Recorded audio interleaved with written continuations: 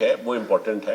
अगर हम टैक्स जो पिछला आपको नजर आ रहे थे नंबर, वो एफबीआर रेवेन्यू की बात हो रही थी, लेकिन जब हम टैक्स जीडीपी रेशियो की बात करते हैं तो स्लाइटली डिफरेंट है। It includes PDL, which is essentially a substitute of sales tax. आपके इल्म में है कि हमने एक पूरे सेक्टर के अंदर सेल्स टैक्स नहीं लगाया हुआ, उसकी जगह पीडीएल लेते हैं।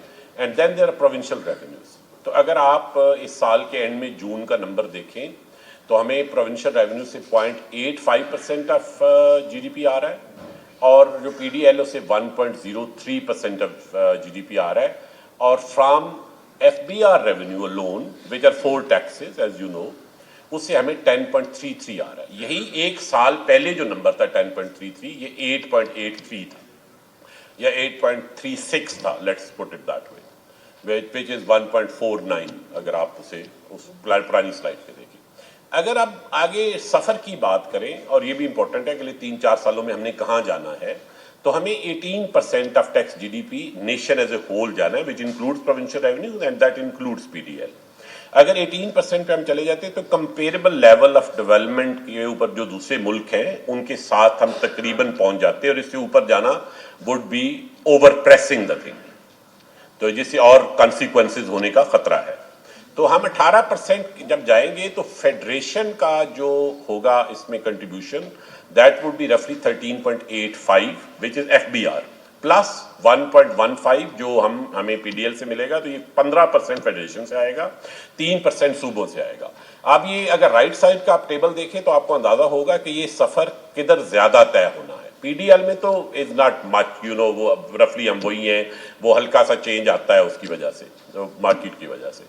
जो चेंज आना है वो फेडरेशन में आना है, जहां पे आपको मजीद जो ऐड करना है, अगर आप वो देखें तो आपको 3.52 ऐड करना है अगले 3 सालों में, लेकिन सूबों ने 2.15 ऐड करना है। अब सूबों की बेस अगर आप देखें तो 0.85 है, उसके ऊपर 2.15 ऐड करना is much more difficult than federation की जो बेस है, जिसके ऊपर हम 10.33 की बात कर रहे हैं, उसके ऊपर 3.52 ऐड करना।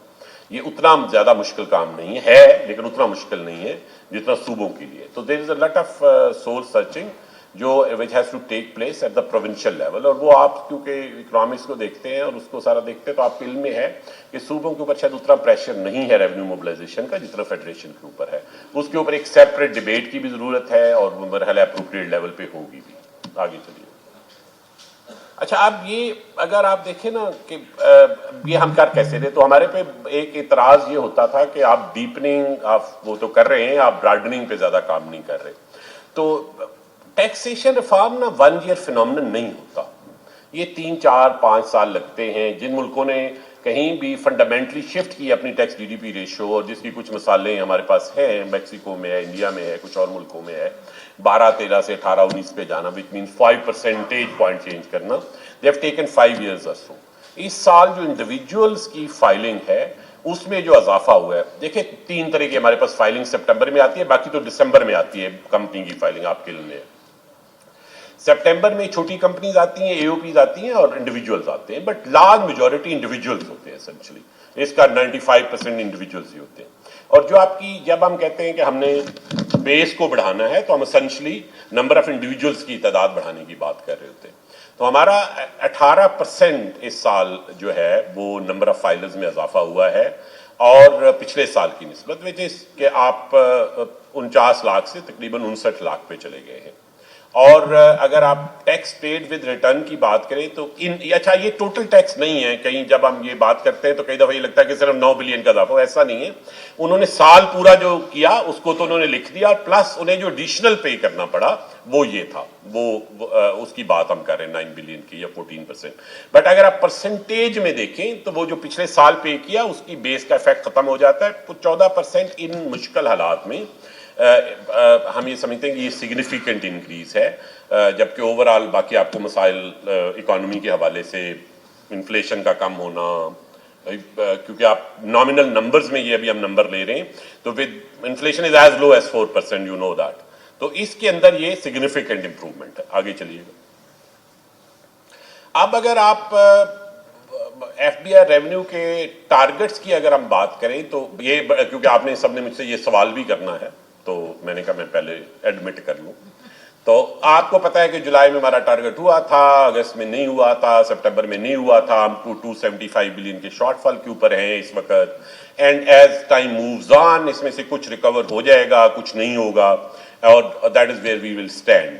بٹ اگر کسی کے ذہن میں یہ ہے کہ اس کے نتیجے میں، کیونکہ شہباز صاحب میرے دوست ہیں اور وہ کنٹیجنسی میں یہ ڈھونڈتے رہتے ہیں، تو کنٹیجنسی میئر انشاءاللہ ہمیں نہیں لگائیں گے. اور پچھلے سال بھی میں نے آپ کو نومبر دسمبر میں کہا تھا نہیں لگائیں گے، اور ہم نے نہیں لگائے تھے. 275 ہے سو فار. آگے چلیے. ایف بی آئی ٹرانسفارمیشن کے اوپر میں تھوڑی سی آپ کو، کیونکہ اب ہمیں کوئی 10-11 مہینے ہو گئے، ہم نے یہ آپ کو یاد ہے نومبر میں اپروول لے لی تھی کیبنٹ سے، تو 10-11 مہینے ہو گئے، تو میرا خیال تھا کہ آپ کو تھوڑا سا بتا دیں کہ what is different this time. ایک تو پہلی دفعہ ہم نے یہ کیا کہ یہ باٹم اپ ہے. دوسرا یہ ہے کہ ہم نے جو بہت آبویس باتیں تھیں ان کو ری تھنک کیا ہے. ایک آبویس بات یہ ہوتی تھی کہ وہ آپ کو یاد ہے کہ جی 5 بندے بس کے اندر بیٹھے ہیں اور 95 بندے اندر بیٹھے اور 5 بندے باہر بیٹھے ہوئے ہیں، اور وہ 5 بندے دھکا لگائیں گے تو بس نہیں چلے گی. وہ براڈننگ کا جو آرگومنٹ ہے، اور اس کے اوپر اشتہار چلتا ہوتا تھا ٹی وی کے اوپر. یہ بات درست ہے کہ براڈننگ کا ایشو ہے، لیکن بہت زیادہ ایشو ڈیپننگ کا ہے. تو یہ جو 5% ہے وہ نیت سے دھکا نہیں لگا رہے، وہ جو ہے نا نیت سے دھکا نہیں لگا رہے، اور وہ تھوڑا سا ہاتھ ایک پیچھے رکھ رہے ہیں. تو اس کے اوپر ڈیٹا یہ کہتا ہے کہ ٹاپ 1% آف انکم ارنرز، ان کا جو انکم ٹیکس گیپ ہے وہ 1.2 ٹریلین ہے. انکم ٹیکس کا ٹوٹل گیپ 1.7 ٹریلین ہے، اس میں سے ٹاپ 1% کا 1.2 ٹریلین ہے. اور اگر میں ٹاپ 5% کو باہر نکال دوں تو پیچھے جو ٹوٹل انکم ٹیکس گیپ ہے وہ صرف 200 بلین کا ہے آؤٹ آف 1.7. سو میں جتنے مرضی آپ براڈننگ لوئسٹ 95% پہ کر رہے ہیں، اس کا